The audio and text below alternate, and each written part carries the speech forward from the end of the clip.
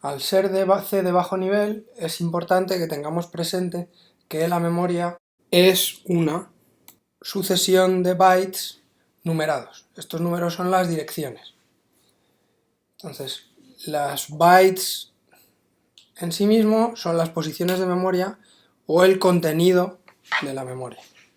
En el ejemplo que tenemos aquí, las direcciones empiezan en 0, en general las direcciones empiezan en 0.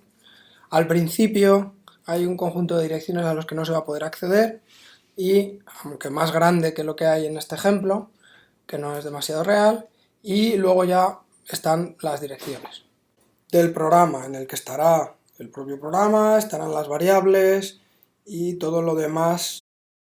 Cuando tenemos una declaración como char a punto y coma, en la que declaramos un carácter, recordemos que los caracteres en C son de un byte.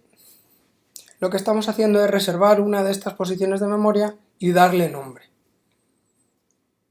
Cuando hacemos algo como int i, ya depende de la arquitectura en la que estemos, puede tener diferentes tamaños. En esta arquitectura imaginaria del ejemplo tiene 8 bytes, aunque por ejemplo en Intel de 64 bits tendría 4. Os recuerdo que SizeOf sirve para exactamente eso, calcular el tamaño de un tipo de datos y no hace falta saberlo. Entonces, lo siguiente que hacemos es asignar 3 a A.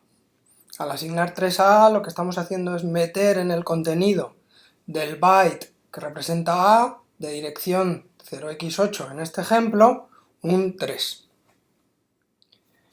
A continuación, lo que hacemos es meter 345 en decimal dentro de i.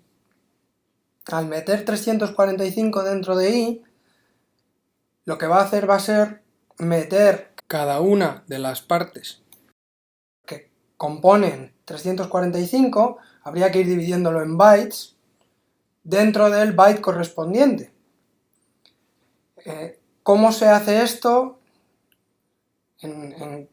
Si primero se meten los bytes menos significativos o más significativos, es el endianness, que depende de la arquitectura en la que esté.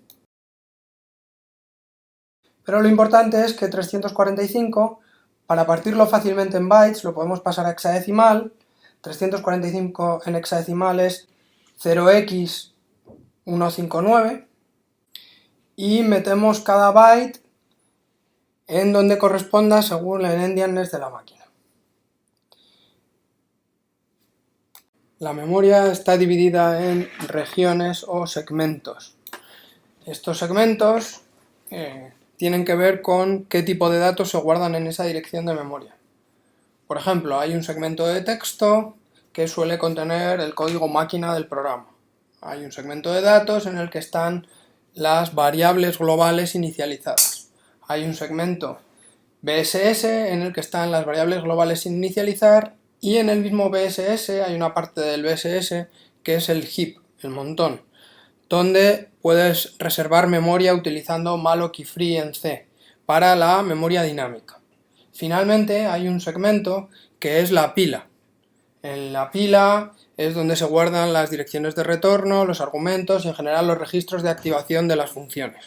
Los segmentos pueden crecer y decrecer, por ejemplo el segmento del BSS, cuando malloc ha pedido ya toda la memoria, se puede hacer crecer con la llamada al sistema BRK. Y algo parecido sucede con otros segmentos. También puede haber más de un segmento, por ejemplo, de texto, dependiendo del sistema operativo en el que estemos.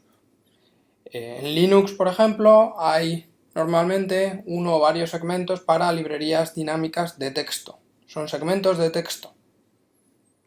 Se puede usar mmap para crear más de estos segmentos.